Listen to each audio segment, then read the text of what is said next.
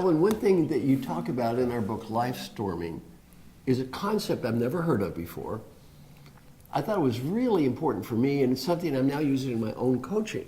So thank you. You're welcome. It's called Watertight Doors. Can you explain that? Because I never heard of it before. Now, the reason I love working with Marshall is he would say, okay, but show me how this works. I have to understand how it works. And so Watertight Doors says the following. We progress through levels during our life, and I call them the following. There are 4 levels.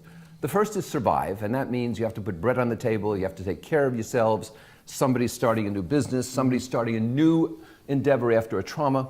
So that's survival. The next is alive. You've made it, you're living, you're getting by. The third is arrive. Now you're someone, you have some success. You can sort of start to impose yourself on the world. And then the final is thrive. And thriving is like Maslow would call self-actualization. And you're really impressing yourself and people come to you. Now the problem is, a lot of people who get to the upper levels still act as if they're at the survival level.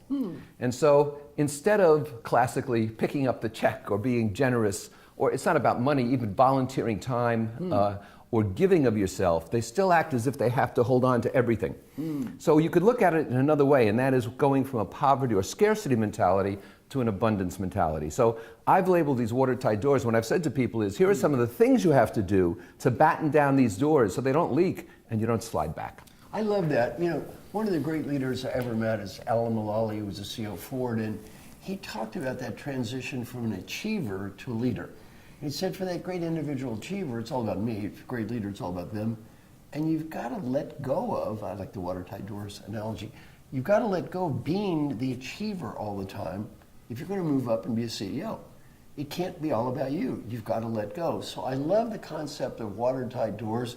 It's one I've never thought of before. I think it's something anybody can apply in their life. Absolutely. And the book lays it out, diagrams the whole business. In fact, you could probably see it right here.